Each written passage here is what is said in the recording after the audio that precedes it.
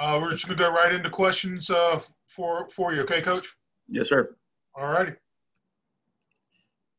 Coach, it seems like every week y'all are facing a heck of a running game, heck of an offense. So what do you see from Cincinnati? Well, they're playing some really good football right now, and you're right. They're a good football team, and every bit of worthy of being in the top 10, maybe even top 5. Is I'm sure some people would put them in there, and arguably so. And the quarterback is playing really well. Last few weeks, I know he maybe got off to a little rough start there against South Florida, but as of late, he's really turning it on. And to me, he's been the difference in their offense. You know, the fact that he can hurt you with his legs, he can put the ball in the air, put it in some good spots. And then, you know, if it's not there when he drops back to pass, he takes off, and he's a long kid that eats up some ground pretty quickly. And you know, so that's part of the run game there. They got some little quarterback run game designed for him that he does a good job with. And then those two tailbacks back there, 24 and 23. 24 is the 23 is the bigger kid.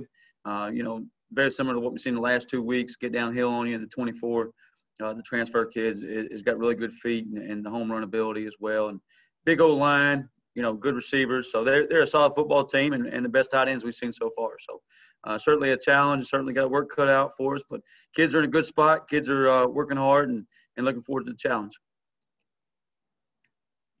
You mentioned the tight ends. Looks like those two tight ends they use a lot and maybe different from other teams in this league. Can you expand on what type of challenge that is? I know they're big guys. They can split out. They did that a little bit last week as well. Yeah, 81 is their second leading receiver on their football team. So that tells you what type of athlete he is and how much they trust him. They're an 11 personnel team, so they're always going to have at least one in the game. They'll go 12. At times they'll go 13 personnel, which what that means is, you know, 12 personnel, 2 tight ends, 13 personnel, 3 tight ends. And they've showed a formation or 2 where they go 4 tight ends in the game at one time. So that's something you don't see each and every week. So you certainly makes you put in maybe some different defenses to defend that and be prepared for that. And they'll move those guys around a little bit, put them out wide, put them in tight, and use them as different places. So you don't know exactly what formation or what set you're always getting, and they do a good job with that. So they present some challenges, and they're all long and athletic and certainly stretch you vertically too. Coach, how do you get pressure on the quarterback? I know their O-line play is really good. How do you break through there and give him fits? Well, he's only been sacked 5 times, I think, once each in the first game, twice against Memphis. Houston didn't get to him any, and neither did SMU. So, you know, as Stephen pointed out, you've got to first of all stop the run. If you don't get them in a third and long situation, you can't really, you know, put your ears back, so to speak, and dial up the pressures to go get after him and get some pressures in. So that's where it starts with. And if you don't do that, then you don't have the opportunity. And then when you get back there, you got to make sure you do a great job of tackling him. He's a big guy, and we got to make sure we get our hands on him and get him on the ground. And then, you know, as I spoke of, you got to make sure too that if he takes off, you got somebody accounting for, you know, him in the scramble game. Blake, does that find you blitzing a little bit less, or can you do some trickeration on them in this kind of situation? Do you have to stay more in base, or what do you have to do? Well, I think it just kind of, you know, make sure you're sound in the run game, first of all, with your pressures. And you got to make sure that those pressures are able to attack their runs.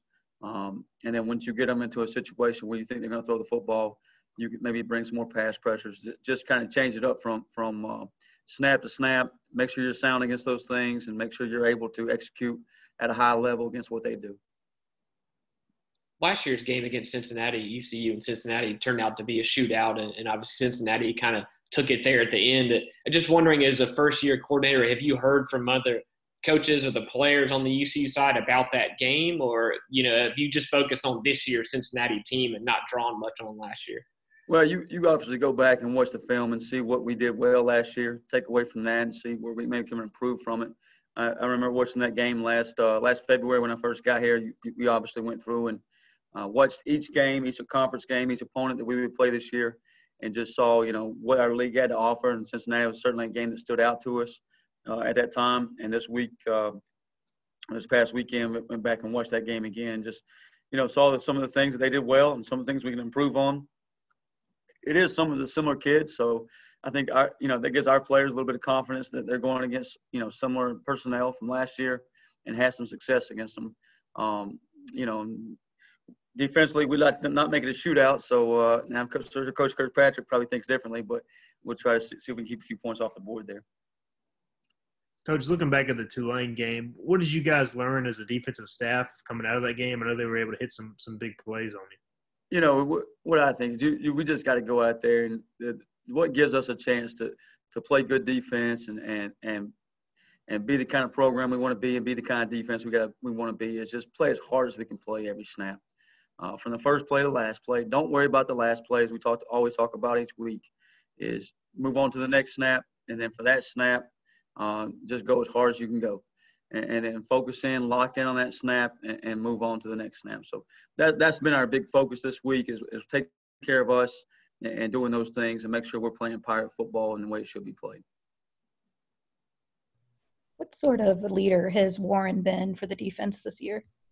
Warren Saban's done an awesome job just, you know, being a leader in the back end back there, getting us set and getting us checked in the proper defenses and everything we need back there. And he's going back to his home state and super excited to be back up there where he's from. You know, he's from the Cleveland area and being from Ohio. So he knows a lot of those guys on the Cincinnati roster, and he'll have some family and friends there. So hopefully he has a big week.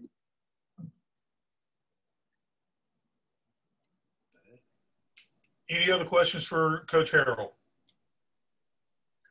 Okay, Coach, thank you for your time. All right, appreciate you guys. Have a good one. Shit. What happened? Stop recording instead of pause it. Son of a bitch. What do you got to do now? I just got to do a new recording, so it'll be two of them. So I'll just put, that's fine. I can just say Donnie Kirkpatrick, so it gives us 2 hits. That's fine. Fine. I just didn't pause and I stopped it by mistake. How we doing, fellas? Hey, Donnie, how are you, sir? I'm okay, thank you. All right, we're going to go right into questions for Coach Kirkpatrick. Okay. Hey, Donnie, when you look at especially their line and linebackers, Cincinnati, it's almost all seniors. I mean, the freshmen, sophomores you have with some of your better players, is what is that dynamic like maybe of that experience gap or the challenge of those experiences you'll be going against? Yeah, it does. You know, it presents some challenges there that they have grown men. You know, not that we don't, but I mean, we have young grown men, I guess. Then the experience that they have, and just you know, that obviously I don't know. They may be the best defense in the country. I mean, you know, statistically, they got to rank up there pretty good. Just everywhere you look, they got experienced kids. They got big kids. They're strong. They're physical. There's really nobody's figuring them out yet. Nobody's been able to do anything with them. So our young guys, you know, they'll embrace this though. I think, you know what I'm saying. They respect everybody. They don't fear anybody. We've gained some experience. You know, Nishad Strother, you know, he'd played 18 plays going into the season. Now he's played a ton. Maybe more than he wanted to. You know what I'm saying. So he's grown up a lot. Avery Jones had played 1 college play when he got here at the end of a game. And so he's gotten to play a lot. So he's grown from that. You know, Fernando had played, but he'd not played center. That's been a big adjustment, you know, going to having to snap the ball. But this is a great defense. You can't sugarcoat it any other way. It's a great challenge. They were a great defense last year, though, too. You know what I'm saying? I think we played pretty well last year against them.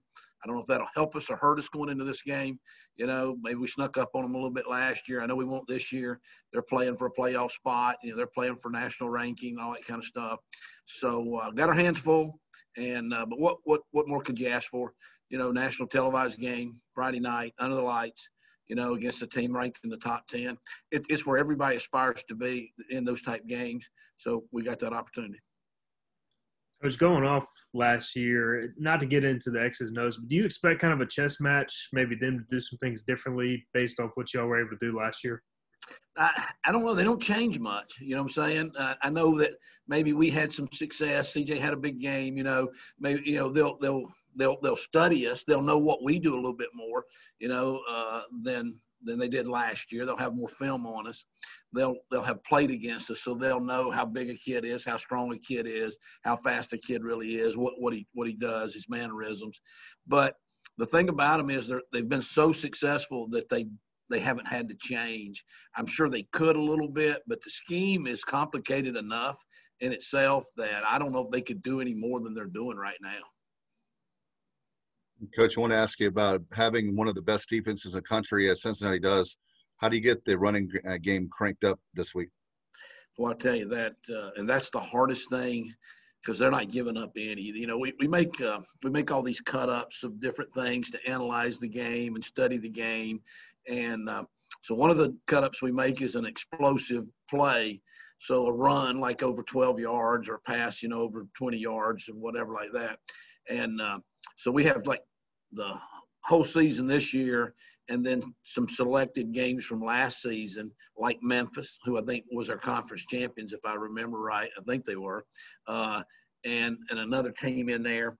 And there were 11 explosive runs in all those games. And when I looked at them, 3 of them were because they got penalties on those plays. So there was really only 8 explosive plays of runs over 12 yards. You're like, wow, that's scary to think that you've got to grind it out. So what we'll have to do is we're going to have to be patient a little bit. You've got to take some 3 and 4 yard gains. When we looked at our running game last year, that's what we were able to do. We didn't have a lot of explosive plays, obviously, but we did have some 4 and 5 yard gains in there where we got a little bit of a crease and the back stuck it up in there. You've got to do that or you won't be able to throw the ball, I don't think, nearly as successfully as you'd like to be able to do if you can't make them have to defend the run a little bit. I think that's kind of what happened a little bit last week was in the fourth quarter and then maybe late in the third quarter, it turns into, well, if you're going to run it, we're just going to let you run it and get 4 or 5 yards. You're going to run out of time. You're going to throw it. Now they put their ears back, on the corners, and our tackles struggled a little bit with pass protections. And we had 1 fumble turnover because the guys are just jetting up the field. So we can't let that happen. We got to find a way to run the ball. We've got some schemes. You got all the schemes. You can get the angles and stuff like that. They're a big movement defense. And our defense is the same thing. So we go against a scheme similar to that. So I don't think it's going to be too foreign for us. It's just the rhythm's a little bit different. The scheme, within the scheme is a little bit different. But, I think our backs just got to get going. They didn't have their best game last week. Raji was a little bit beat up, and we've tried to rest him this week. And he knows that the stage is there for him, and he's got to come back and really have a strong game. Coach, Holton's his rushing numbers are pretty down this year compared to the last couple of years. Is that something that teams are taking away? Do you want him to do more of that? Kind of what's your take on that? Well, I think it's a little bit of 2 things. One, I do think some teams think he can run, and they have made sure that somebody has the quarterback. We run a lot of read zone, and we run a lot of things where the quarterback has the option to pull the ball. But you don't pull the ball unless it's there. So they've got a guy standing there. Last week, their defensive ends broke off and when we were in open sets and took the back, but they scraped the linebacker. There was a guy there every time waiting for the quarterback to pull the ball. We even tried to bootleg one time, and the guy, bam, he beat us into the backfield, and that was one of the sacks right there. So I think that is part of it because they think they know he can run. And early in the year, against Central Florida, especially early in the game, he was running and hurting them with some of those things. I think the second thing was just, being inexperienced at quarterback probably just makes it hard to put a lot of true quarterback runs in your game plan. You just don't want to get him hit so much. We do need him to run some. We may have to pull that out a little bit more, this week to get that running game going because it does give you an extra blocker if your quarterback's running. But we'll have to still be a little bit smart with that, I think. I don't know that we're deep enough right now or comfortable enough at quarterback to turn this into a true spread quarterback running type game. Donnie, how important is it going to be to get off to a fast start against a group like this and confidence-wise and just staying up with them and getting some points on the board early? Well, I always think that's a great idea to get the lead early or to establish that you're going to have some success. It doesn't always lead itself to success. Last week we went 75 yards the first time we got the ball and scored. Against Central Florida, we drove it right down there and scored the first time too. And so it doesn't always mean you're going to win, but it obviously means you're in the game and, you're being competitive. And I think it does give everybody a lift, when you do that. You got to keep backing it up. That's the thing. Last week we scored early and then now field position, the next 2 possessions were inside our own 5-yard lines. So, your first thing is you got to get it out of there so that if you have to punt, your punter's got 15 yards to punt the ball and not get it blocked. Second, you hope you get it across midfield. We were able to advance it both times a little bit, but maybe not as well as we wanted. Then when we got our opportunities, we had a couple of good field positions, and that's when we didn't score. That's one of the disappointments. We ended up getting a field goal blocked in one of them. But, the thing about Cincinnati is, and I don't watch the other side of the ball, but we did have their offense going against one of the team's defenses. Well, they're improved on offense now from last year. Last year they were kind of grinded out, punt it back there and let their defense win the game for them. This year they're scoring points. They've got a lot of transfers, I understand, and they're explosive. So we know we've got to go and move the ball and score points to have a chance to win the game this year for sure. With C.J. Johnson specifically, is there anything – obviously that was a pretty remarkable performance he had last year in that game against Cincinnati. Is there anything he can draw from that, even just personally or confidence-wise or anything with the matchups he'll have against those corners? Well, I think C.J.'s a pretty confident guy anyhow, and that's a remarkable game. I don't know of anybody. I know there may have been someone, but I've never seen anything like that, the performance he had. That wasn't necessarily planned. It got started with one long touchdown, and then it just kind of started going his way, and they just couldn't cover him last year. I'm sure they're going to have a plan for him in some way. They got really two good DBs, really three. They can bring another one in the corner. And so I'm sure they're going to just embrace that challenge. But he's a confident young man, and you know what? I know his numbers maybe pass-wise, catching's down a little bit. He's actually playing much better than he did last year in all phases of the game. He got us off to a good start last week. He was playing really well. We might be playing him a little too much too early, and that I do think he's gotten a little tired sometimes in the fourth quarter. So we need to roll some guys in there a little bit. With Josiah Hatfield being out for so long, that's hurt us a little bit there. Josiah's back this week. He's moving around. So that should give us the ability to rotate one more guy in there and keep him fresh. And, I'd love for CJ to have another one of those nights. I don't know that he could ever be that big again, but he definitely going to have to show up. Coach, not to make excuses for you guys, but y'all have been without Deontay and Henderson basically this whole year. How tough has it been to operate like that and just really grow two new offensive tackles on the fly? Well, first of all, I appreciate you trying to make an excuse for it because it doesn't sound good when we make them, you know what I'm saying? Because it is what it is, and everybody's got their issues. The offensive line deal when we get through the end of the season, we'll sit down and really reflect on it because it's even bigger than what you just said to be true because Dante's played one game. Noah's played 0 games. And, I'm watching cut-ups from Cincinnati, and Noah was our best offensive lineman probably at that time last year, and especially like in the Tulsa game he was. So we've had nothing. The other part of it is, Peyton Winstead was a kid that when we got here that had started as a true freshman. So then he was hurt. Well, we thought we surely would have had him back this season. We've had no Peyton Winstead. He's had another surgery. He still wants to try it for next year. Cortez Heron was supposed to be, one of our bell cows coming back this year too. So, that goes way back. He had much experience, you know what I'm saying? We lost him for most of last year, but we're really counting on him back this year too. So there's another guy that hadn't played any for us too. So it has challenged us to have guys ready. We're out there in practice today, and the second O-line, none of y'all know their names. I promise you don't. After and Shank's just going crazy and pulling his hair. I was like, those guys are supposed to be down there on the scout team, but because all those other guys are gone, other guys are starters. And so now these true freshmen and redshirt freshmen that aren't ready are our backups. So luckily the other group has hung in there, but it has definitely challenged us. We're not where we want to be because we want to be that offensive line that sets the tempo and other people fear. And our kids are doing great, but they're like I say, they're young for the most part. Bailey Malkovic, this is really still his first year playing as well. And so Sean Bailey and Fernando are the only two really have played a lot. And it's been challenging. Hopefully we're going to get those things fixed. That's what we got to do in the program through off season, growing these guys up, and then recruiting is a huge part for the O-line here for the next year or two, I think. Okay, any other questions for Coach Kirkpatrick? Okay, Donnie, thank you for your time. Thank you, guys.